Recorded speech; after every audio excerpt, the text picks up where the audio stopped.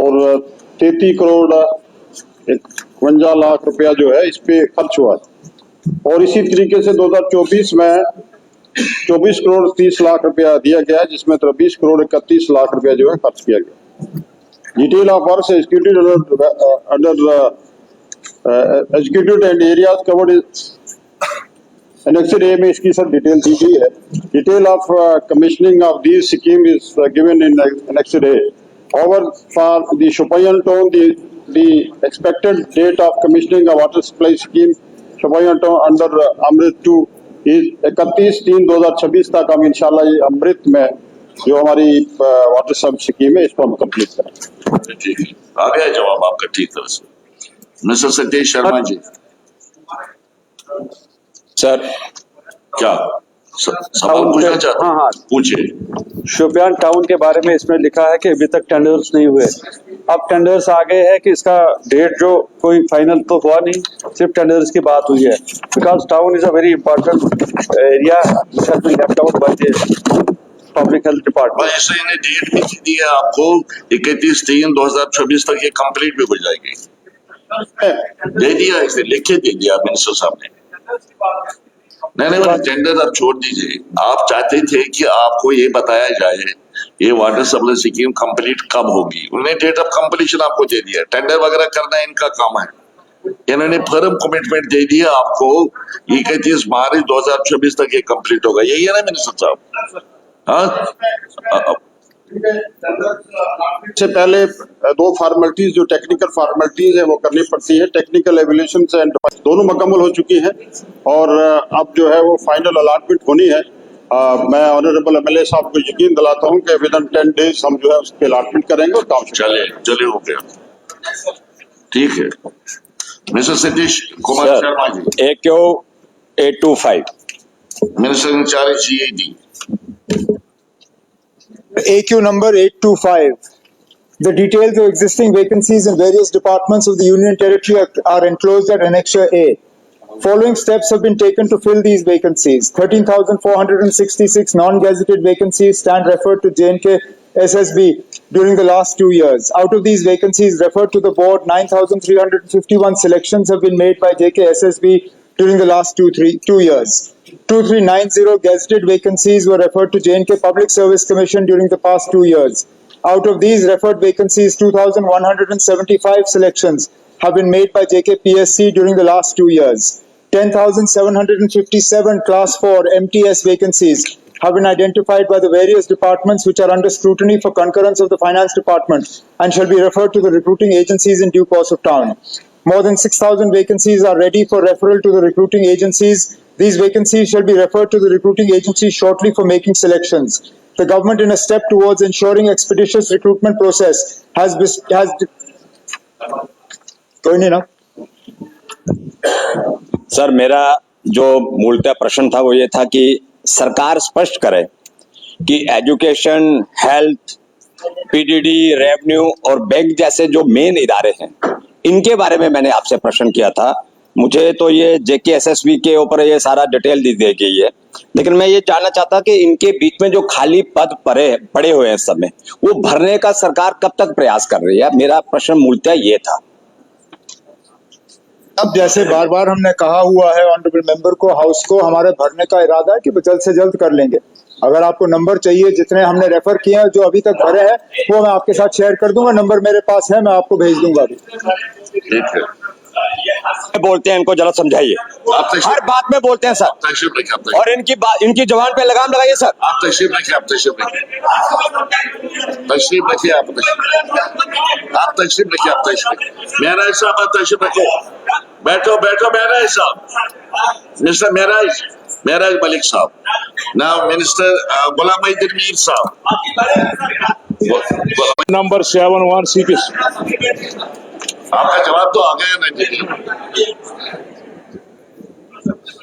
दूसरा सप्लीमेंट्री था सर, ये जो यूनियन टेरिटरी में सर डेली वेजर्स हैं इनकी रेगुलराइजेशन के लिए आप लोग क्या कर रहे हैं? यहाँ तक डेली वेजेस का आता है, चौकीदार हैं, लंबरदार हैं, आशा वर्कर हैं, कुक्स हैं, PHE, PDD daily wages, anganwadi helper, सफाई कर्मचारी, एसपीओस, इनके बारे में कब तक सरकार का प्लान है कि इनको कब तक रेगुलराइज करेंगे, उसका एक पुख्ता प्रमाण यहाँ पे हाउस के अंदर आना इस चाहिए। सिलसिले में एक कमेटी पहले ही बन गई है, ऑनरेबल चीफ मिनिस्टर साहब ने अभी रिसेंटली हाउस में बताया, कमेटी बन गई है। ऑनरेबल मेंबर ने वही बात उठाई जिसका बार बार यहाँ जिक्र हुआ है। पिछले दिनों इसी हाउस में एक कमेटी तश्कील दी गई चीफ सेक्रेटरी साहब की निगरानी में। उस कमेटी का फॉर्मल ऑर्डर निकला हुआ है, उन्हें 6 महीने का वक्त दिया गया है। वो इस तमाम रेगुलराइजेशन के सिलसिले को देख के अपने रिकमेंडेशंस गवर्नमेंट के पास भेज के उन पर फिर गौर किया जाएगा। साहब, Sir, AQ number 7166. Minister in charge for education.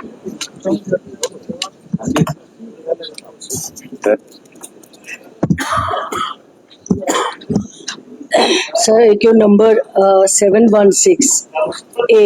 No, there is no case of upgradation pending in the Rajpura constituency. The criteria adopted for upgradation of schools is as follows.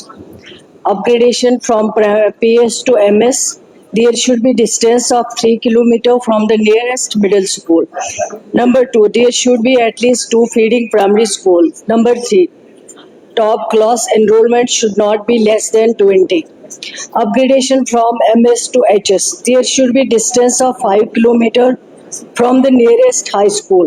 Number 2, intake capacity for single section is 20 and for double section is 50. Upgradation for HS to HSS.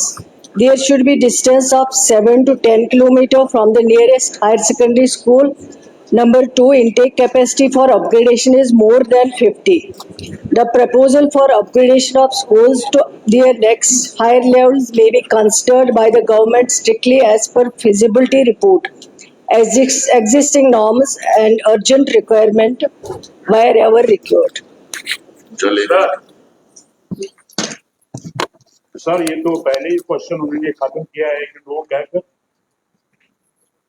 मैं honourable minister से कहना चाहता हूं कि 2013-2014 में government यहाँ secretary से order निकला, 3 हायर सेकेंडरी वहाँ अपग्रेड हुई, 3 हाई स्कूल अपग्रेड हुए, एक मरन था, एक उज्मला था, एक पुनवरा था। ये कहते हैं कि पेंडिंग कोई नहीं है। मैं कहता हूँ कि अगर बैग में वो उन एप्लीकेशन को क्या हुआ है, क्या कि वो ऑर्डर वहाँ डिप्टी कमिश्नर ने भी ले लिया और कंसर्न स्कूल के पास भी पहुंचा, उस अपग्रेडेशन का क्या हुआ उन 3 स्कूलों का, अगर यहाँ से गवर्नमेंट ऑर्डर निकला।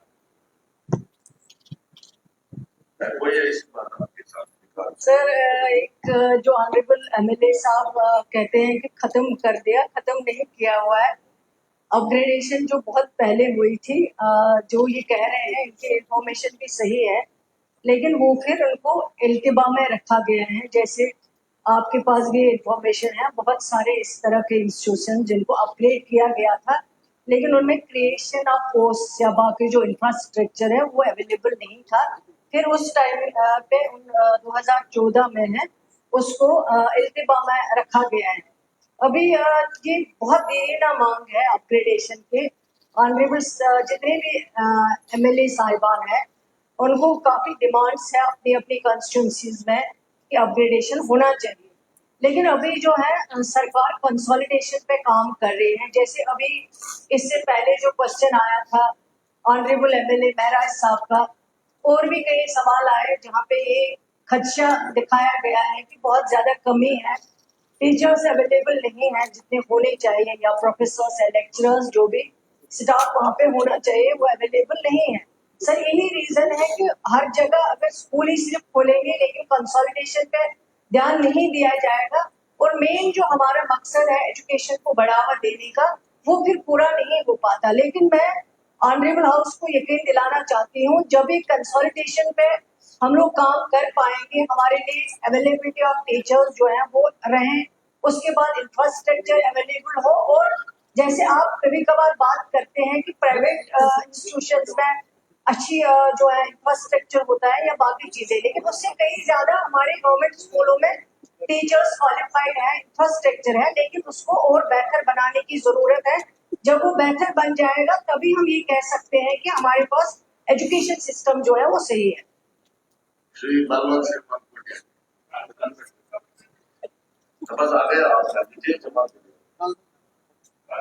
क्या है क्या? ये सबसे बड़ी डिमांड हमारे इलाके में आ रही है सर। मैं ये जो पिछली गवर्नमेंट थी जिन्होंने उन्होंने सपोजिट मैनर में अपग्रेडेशन एक जगह अगर एक एरिया में 3 हायर सेकेंडरी है, लेकिन कुछ एरिया ऐसे भी है जहाँ 15 किलोमीटर 20 किलोमीटर इस वक्त बच्चों को चलना पड़ता है, और वो भी पहाड़ी इलाकों में पैदल चलना पड़ता है। मैं ऑनरेबल मिनिस्टर से सिर्फ यही आश्वासन चाहता हूँ, जो अपग्रेडेशन कहते हैं कि पहले कंसल्टेशन करेंगे, वो इंफ्रास्ट्रक्चर पूरा करेंगे। अपग्रेडेशन का मसला ये कब तक उठाने जा रहे हैं, कब तक इस पर सोचा जा रहा है, ताकि जो एरिया रहते हैं वहाँ अपग्रेडेशन हो जाए।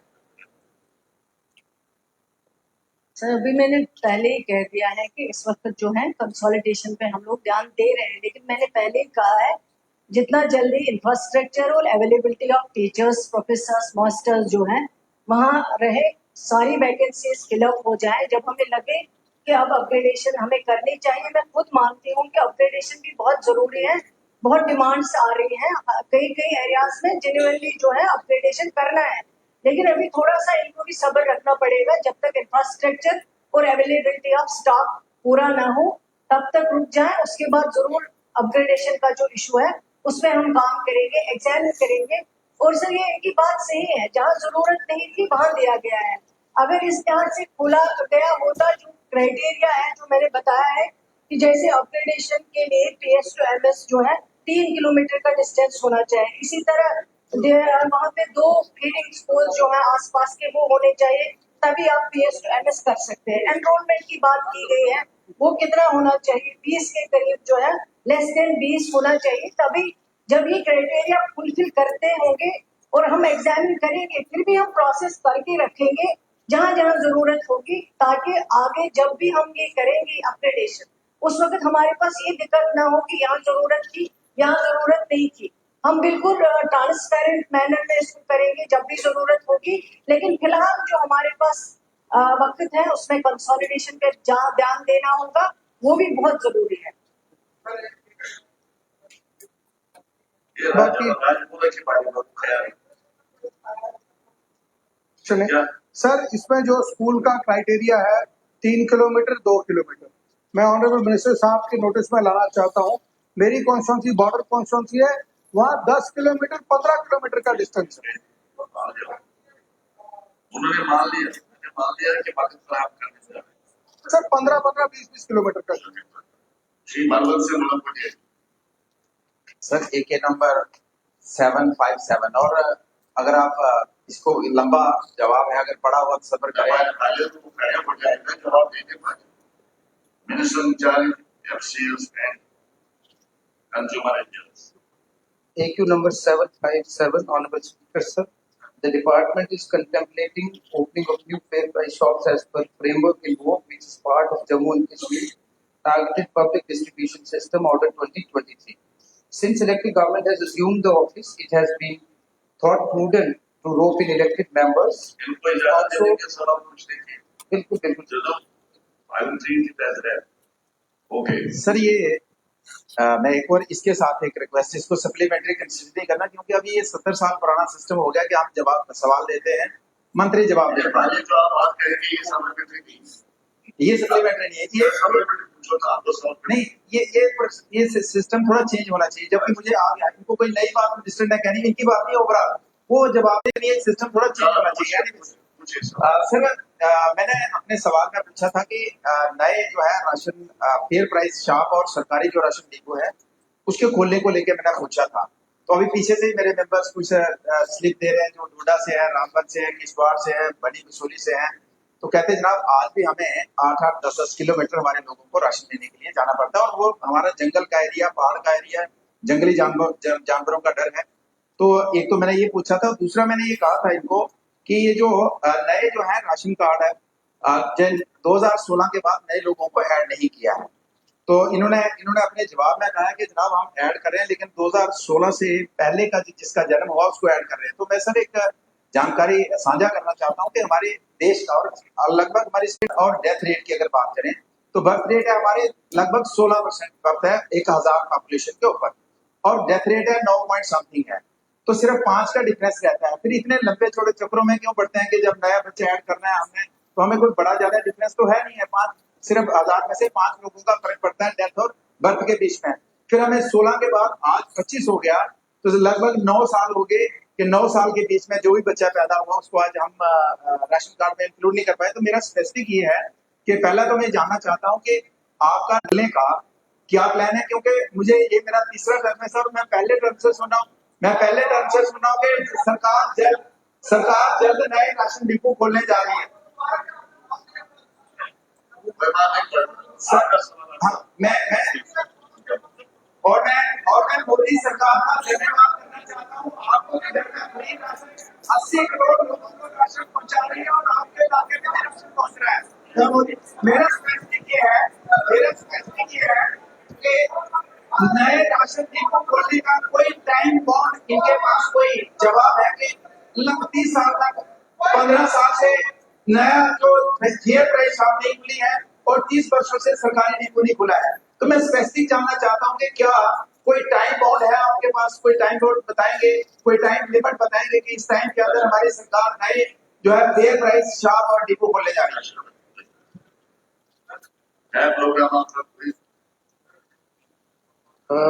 देखो, बड़ा जेन्युइन कंसर्न है सर, और मुझे लगता है हमें सारे विधायक जो बैठे हैं उनको हमारा शुक्रिया अदा करना चाहिए कि हमने चेयरमैन विधायकों को बना। पहली जो चीज उसमें अमेंडमेंट करेगी, जो 1600 नए फेयर प्राइस शॉप खुलने जा रही है, और अब ये लोगों को जंगल में जाने से, शेरों से भी बचा सकते हैं, और जिम्मेवारी का व्यक्ति होगी। आई थिंक चुने हुए नुमाइंदों का हमें एहतराम करना चाहिए, तो यही कहता है, because they have been elected by the people. अब all the new fair price shops will be selected by honorable member of assembly।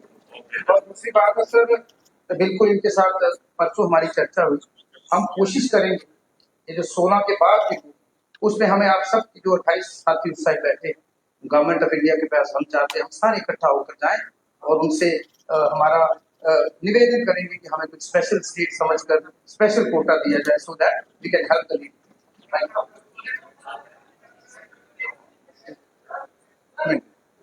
Sir. मंत्री साहब, सर सेकंड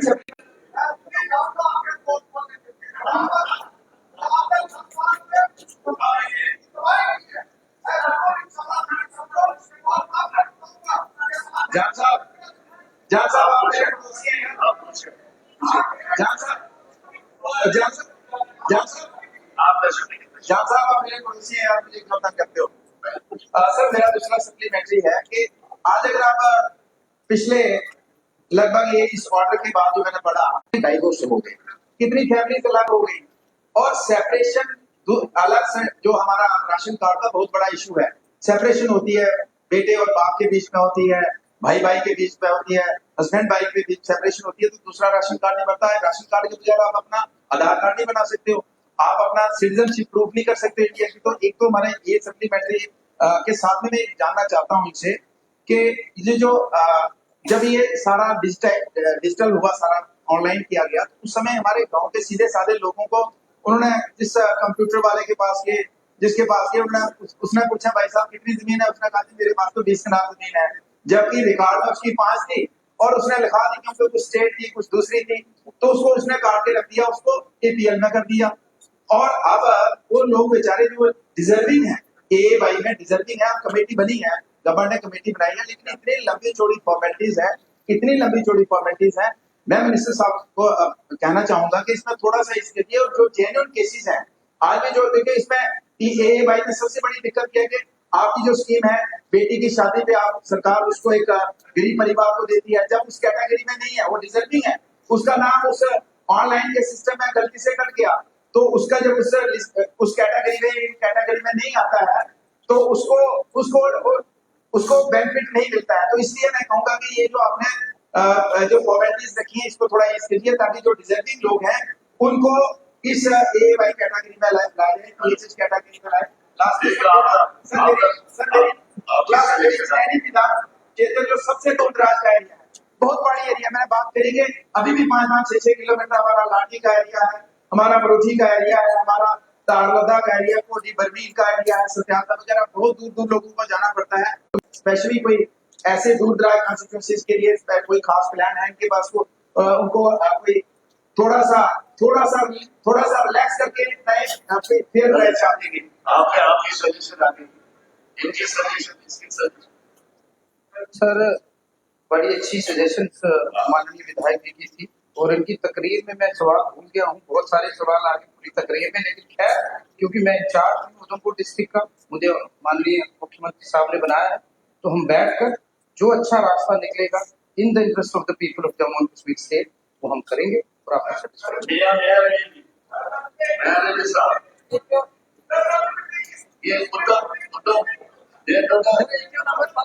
ये चुनावी कागजात का सवाल है,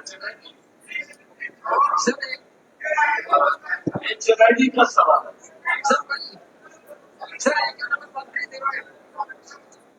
Minister in charge of education minister.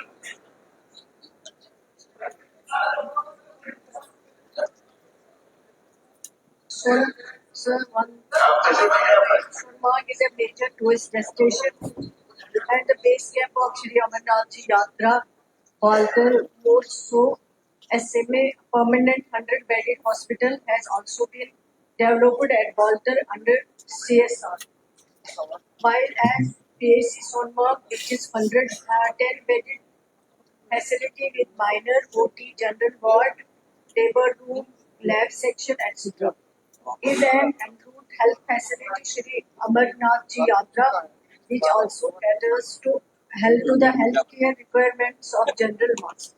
The department has developed a robust mechanism in terms of deployment of additional manpower, facilitation of advanced machinery, equipment, drug consumables, etc. to ensure round-the-clock healthcare access to the tourists and local people during the Yatra period. PAC Sonmarg does not meet the criteria for full-scale upgradation as per IPHS 2022 norms. However, its capacity is enhanced during the peak periods through temporary reinforcement of manpower and infrastructure to manage the surge in demand. Thank you Now, Sheikh Rashid Ahmed. Thank you, number 545. Minister.